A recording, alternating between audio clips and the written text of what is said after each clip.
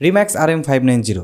আজকের ভিডিওতে আমরা কথা বলবো রিম্যাক্স RM590 ইয়ারফোনটা নিয়ে। দেখতে সুন্দর, কানে পড়তে কমফোর্ট এবং বাজেট ফ্রেন্ডলি এই ইয়ারফোনটা নিয়ে আজকে আমরা কথা বলবো। যদিও বর্তমানে ওয়্যারলেস ইয়ারফোনগুলোর ট্রেন্ড চলছে, তারপরেও অনেকেই আছেন যারা ওয়্যার ইয়ারফোনগুলো ব্যবহার করতে বেশি স্বাচ্ছন্দ্য ফিল করেন।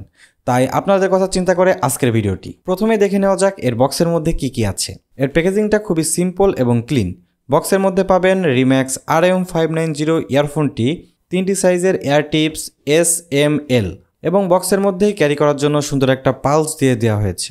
প্যাকেজিংটা খুব একটা বিশেষ না হলেও এর বক্সটা আমার কাছে অনেক ভালো লেগেছে।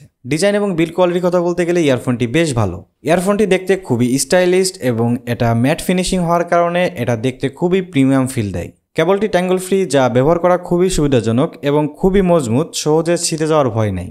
এছাড়াও ইয়ারফোনটি খুবই হালকা, দীর্ঘক্ষণ কানে পড়ে থাকলেও তেমন কোনো প্রবলেম হয় না এবং কান থেকে পড়ে যাওয়ার মতো কোনো প্রবলেম নাই, কারণ ইয়ারফোনটা রেগুলার ইয়ারফোন থেকে একটু ভিন্ন।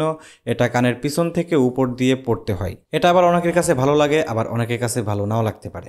এবার আসে সবথেকে গুরুত্বপূর্ণ অংশ, এর সাউন্ড কোয়ালিটিতে। এর সাউন্ড কোয়ালিটি এই প্রাইস রেঞ্জে বেশ ইমপ্রেসিভ। বেশ ভালো আছে, কিন্তু ওভার পাওয়ারিং নয়। মিড এবং হাইগুলো বেশ ক্লিয়ার, বিশেষ করে ভয়েস এবং গান শোনার সময় বেশ ভালো পারফর্ম করে। তবে আপনি যদি হেভি বেস চান তাহলে এই ইয়ারফোনটি আপনার জন্য নাও হতে পারে, কারণ এই ইয়ারফোনটি হেভি বেস দেয় না। তবে যারা রেগুলার গান শুনেন তাদের কাছে এই ইয়ারফোনটির বেস অনেক ভালো লাগবে। আরেকটা বিষয় খেয়াল রাখবেন, এই ইয়ারফোনের সাউন্ড কিন্তু খুব বেশি না। ফুল ভলিউমেও আমার কাছে একটু কম সাউন্ড মনে হয়েছে। সাউন্ডের ব্যাপারটা মুখে বলে বোঝানো সম্ভব নয়। তারপরেও আমি বলবো কিছু কিছু ইয়ারফোনে ফুল ভলিউমে গান শুনতে কিছুটা প্রবলেম হয়।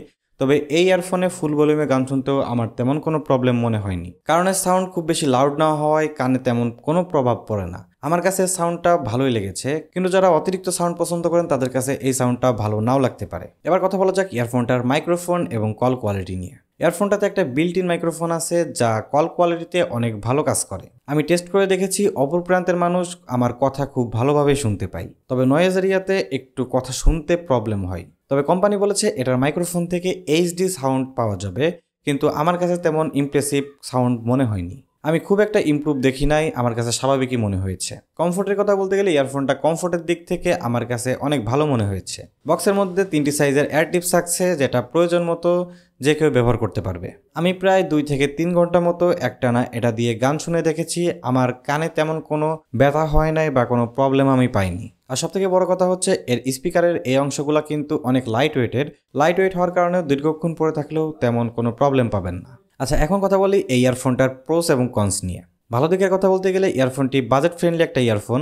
এর সাউন্ড কোয়ালিটি গুড এই প্রাইস রেঞ্জে। কমফোর্ট এবং খুবই লাইট ওয়েট এবং এর কেবলগুলো ট্যাঙ্গল ফ্রি। এই ব্যাপারগুলো আমার কাছে পার্সোনালি অনেক ভালো মনে হয়েছে।